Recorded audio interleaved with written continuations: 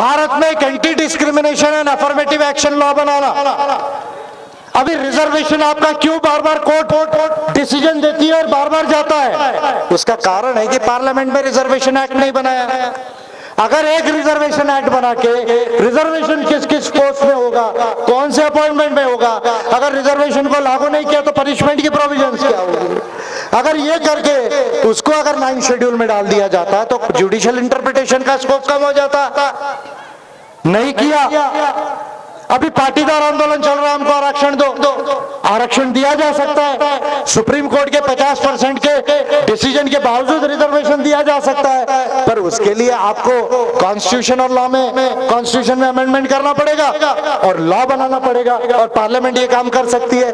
लेकिन जेटली जी बोलते हैं कि 50% के ऊपर आरक्षण देना यह कॉन्स्टिट्यूशनल नहीं है। जेटली जी, आप भारत के बड़े वकील हैं और पार्लियामेंट के अंदर में भी है।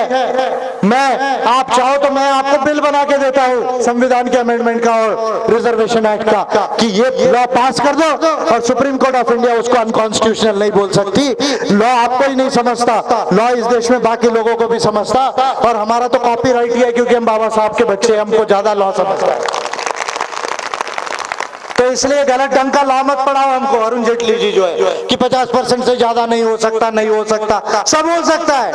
कॉन्स्टिट्यूशन में लाया, लॉ बनाया तो सब हो सकता है, और पार्लियामेंट को ये राइट है और ये ह्यूमन राइट है।